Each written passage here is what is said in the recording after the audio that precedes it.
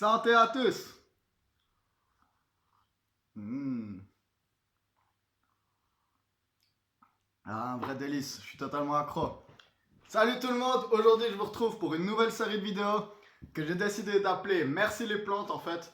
Et puis ça va être une petite série que je vais faire sur des plantes que j'adore, donc des plantes du quotidien, des plantes un peu moins du quotidien, des plantes chamaniques, des plantes qui permettent de guérir certaines choses, des plantes décoratives, vraiment plein de choses. J'adore les plantes. Puis je voulais vous faire une petite série sur elles parce que sans les plantes, on serait rien. La terre, c'est un énorme tout en fait. Et on a tous des rôles. Et puis c'est ça qui est bien, c'est que entre espèces différentes, même très différentes, on peut vraiment s'aider en fait justement pour la mission que la Terre veut qu'on fasse, quelle qu'elle soit. J'en ai aucune idée de ce que c'est, mais je sais qu'on a une mission.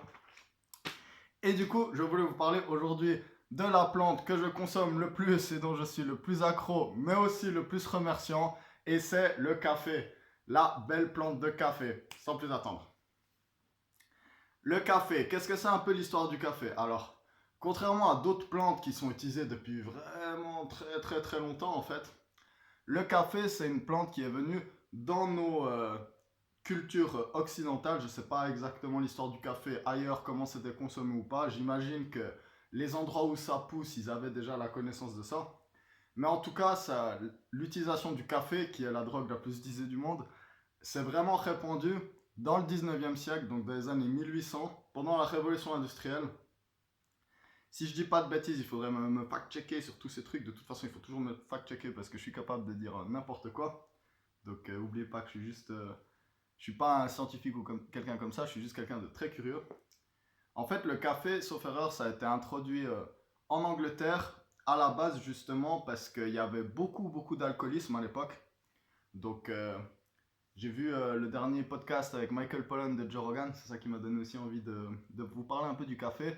Et apparemment, les gens, justement, ils buvaient beaucoup d'alcool parce que l'eau, elle était tellement impure à l'époque que l'alcool, ça permettait de désinfecter un peu les choses. Mais évidemment, l'alcool, ça a beaucoup de problèmes. Et du coup, il fallait justement trouver un substitut à l'alcool pour que les ouvriers et les gens qui travaillaient à l'usine, justement, ils puissent avoir de l'énergie, combattre l'alcoolisme et être plus productifs. Et le café et le thé aussi accessoirement, mais le café c'est quand même plus efficace. Ça marche tellement bien pour nous apporter cette caféine que aujourd'hui on a carrément des pauses dans le travail. Donc on sait que le travail, le but c'est d'être productif et puis pas vraiment le bien-être de l'employé. Les entreprises savent toutes que le café c'est bénéfique pour elles et que du coup c'est vraiment important de permettre aux employés d'avoir une pause café en fait. Sinon on s'en sortirait pas.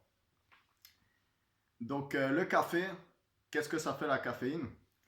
Rapidement, de nouveau je ne suis pas un scientifique mais je vous explique un peu vulgairement comment moi je le comprends. On a une molécule dans le cerveau qui s'appelle l'adénosine qui est un reste, sauf erreur, de l'ATP, adénosine triphosphate. Donc l'ATP, c'est la molécule qui permet justement de fonctionner, de faire marcher un muscle. En fait, à chaque fois qu'on utilise un mouvement de muscle, la molécule qui brûle pour permettre de créer de l'énergie pour cette contraction musculaire, c'est l'ATP, qui est synthétisée à la base de glucides, lipides, protéines. Et du coup, en fait, à chaque fois qu'une molécule d'ATP a été utilisée, elle va se casser en plusieurs déchets, on va dire, et un de ces déchets, c'est l'adénosine. Et du coup, cette adénosine, en fait, elle va venir dans des récepteurs dans notre cerveau et elle va venir signaler qu'on a fait un effort, donc on a utilisé notre ATP. Et ce qui va se passer, c'est que le cerveau, quand il va être saturé, quand ces récepteurs, que j'ai un doute lesquels c'est exactement, mais quand ces récepteurs vont être saturés d'adénosine, ce qui va se passer, c'est que le cerveau va nous envoyer des signaux de fatigue, justement, donc pour nous permettre de nous régénérer. Qu'est-ce qu'elle fait la caféine? La caféine, elle a la même forme que l'adénosine et elle va venir se greffer dans nos récepteurs d'adénosine pour empêcher l'adénosine de venir et dire c'est tout bon, t'as encore de l'énergie, passe pas en mode fatigue en fait. Parce que la fatigue, c'est pas un manque d'énergie, c'est une limitation du cerveau pour nous permettre de nous régénérer. C'est, ça peut paraître un petit détail, mais en fait, c'est pas un détail, c'est vraiment intéressant.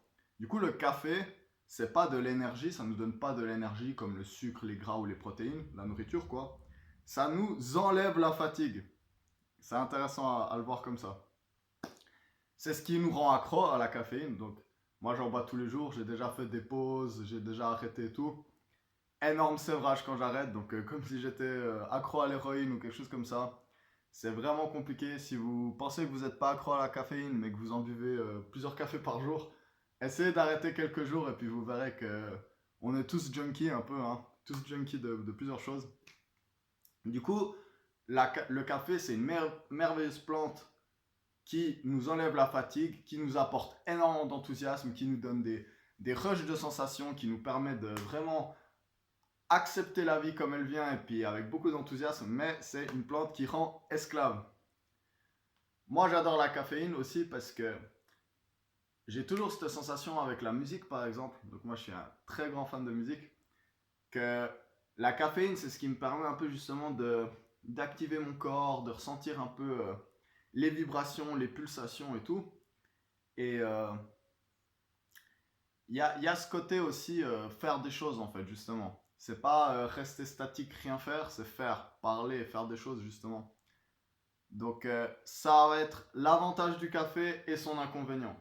Parce que ce qui est compliqué avec le café justement, c'est quand on est addict à la caféine, accro au café, c'est qu'on va avoir tendance justement à avoir un rythme qui est vraiment un rythme de sommeil, un rythme de repos, un rythme de fatigue qui est lié à la caféine, à la montée du café et à la descente justement. Donc souvent les gens, on va avoir un gros pic de caféine dans la journée, être très productif et le crash à la fin de la journée justement quand on rentre et on va avoir très sommeil, on va s'endormir, on va se réveiller la tête dans le cul parce qu'on est totalement en sévrage de caféine et le premier café il nous permet justement d'arrêter ces symptômes de manque. Les deux, trois petits trucs aussi qu'il faut faire gaffe à la caféine, si vous n'avez pas remarqué que moi j'ai pu observer, c'est que ça augmente l'anxiété, donc production de cortisol aussi. Donc si vous êtes quelqu'un d'anxieux, ralentissez le café, voire arrêtez.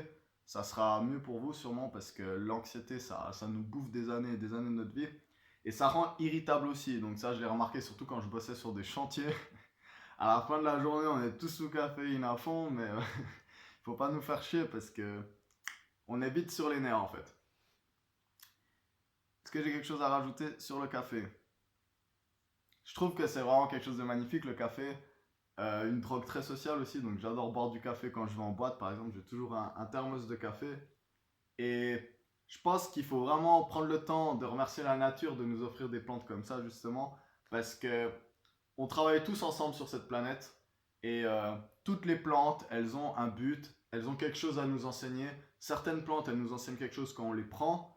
Et certaines plantes, elles nous enseignent également après quand on arrête. Donc arrêter le café, ça nous permet de comprendre qu'est-ce qu'il nous apporte justement.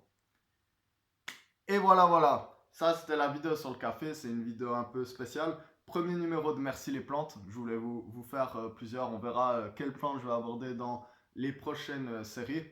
On verra bien. Mais en tout cas, d'ici là, je vous souhaite un super bon été. Je vous souhaite de vraiment profiter et buvez du café, mais pas trop, parce que comme tout, tout est bon dans la modération. Allez, bye bye. Mmh.